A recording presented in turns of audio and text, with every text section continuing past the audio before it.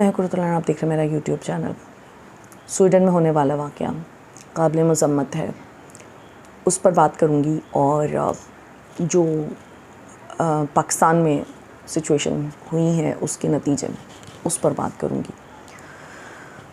Sweden میں جو واقعہ پیش آیا کچھ اس طرح کا تھا کہ وہ شاید بیان کرنے سے قاصر ہوں میں، لیکن پھر بھی میں کوشش کروں گی کہ کچھ بہتر الفاظ چن کر میں بیان کر سکوں کہ آخر ہوا کیا۔ سویڈن کا جو دارالخلافہ ہے اس میں جامع مسجد ہے، اس کے اندر بہت بڑی مسجد ہے جس کے اندر لوگ عید الاضحیٰ کی نماز پڑھنے گئے ہوئے تھے۔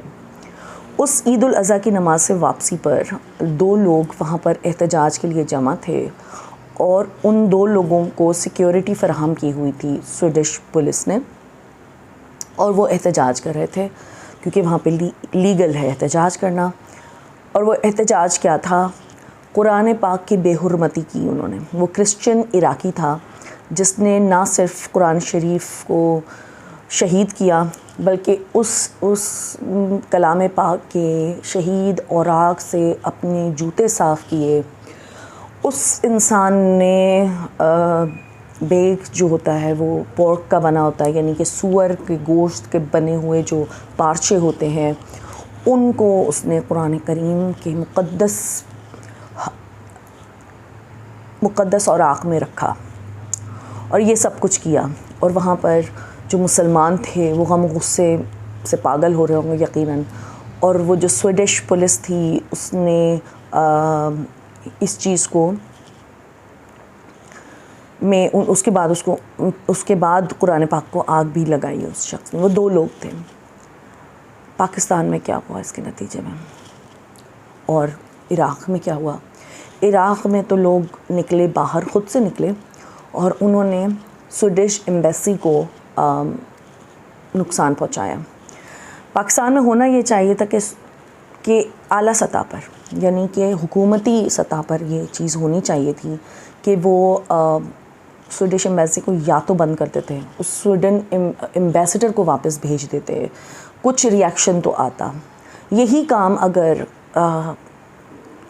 بائبل کے ساتھ ہوتا، کسی جیسے ہمارے ممالک میں، ایسٹرن ممالک میں، ترقی پذیر ہم جو مشرقی ممالک میں کسی بھی ملک میں ہو جاتا تو ویسٹرن ورلڈ کیا کرتی، اس وقت کیا ہوتا، یہ سوچنے والی بات ہے۔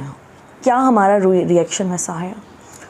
قرآن پاک صرف ایک کتاب نہیں ہے، یہ اللہ تعالیٰ کے حروف ہیں، یہ اللہ تعالیٰ کے الفاظ ہیں جو انہوں نے ادا کیے، رب تعالیٰ نے ادا کیے، جبرائیل علیہ السلام کے ذریعے اپنے الفاظ نبی کریم صلی اللہ علیہ وسلم تک پہنچائے۔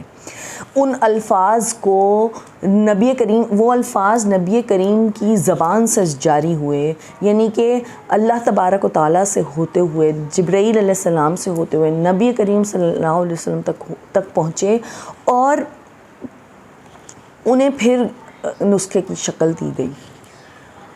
ان الفاظ کی قدر و قیمت مسلمانوں کے لیے کیا ہے؟ وہ کیا اہمیت رکھتے ہیں؟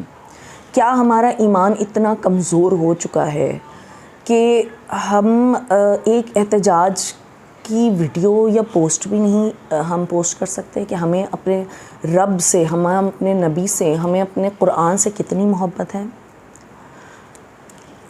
کسی بھی مذہب کی توہین ناقابل برداشت ہے، کسی بھی مذہب کی توہین ہو، اور یہ سویڈن میں ہوا، اور سویڈش گورنمنٹ نے نہ صرف سپورٹ کیا بلکہ یہ کہا گیا کہ لیگل ہے۔ اور پھر ہمارے ہاں کیا ہوا؟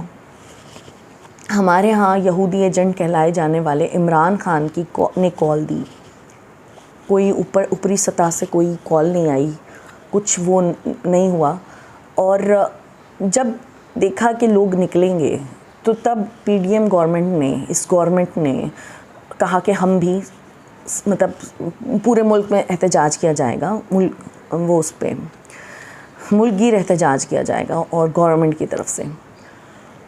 لیکن افسوس ہے مجھے کہ اس موقع پہ وہ کیا کر سکتے تھے، ان کے ہاتھ میں کیا تھا، گورنمنٹ کیا کر سکتی تھی؟ کیا وہ ویسا کچھ ہوا؟ کچھ بھی نہیں ہوا، کچھ بھی نہیں ہوا۔ ہمیں احتجاج ہمیں نظر آیا، ہر جگہ پہ نظر آیا، لیکن وہ پاکستان تحریک انصاف کے لوگوں نے کیا، جو کہ یہودی ایجنٹ کی ایک پارٹی ہے.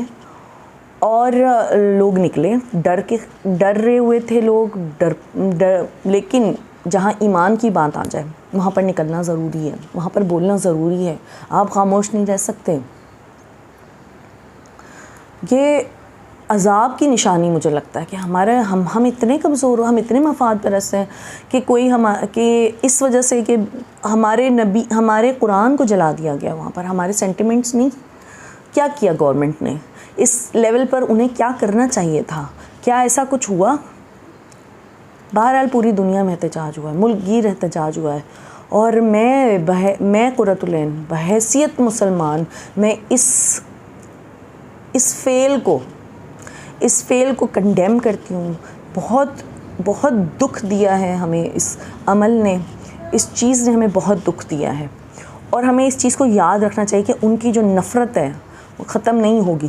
وہ مسلمانوں سے نفرت کرتے ہیں، اور اگر وہ عمران خان کو بھی ہٹانا چاہتے ہیں تو اس کی وجہ یہ ہے کہ عمران خان مسلمانوں کو ایک کرنا چاہتا ہے، مسلمانوں کو ایک پلیٹ فارم پہ لانا چاہتا ہے.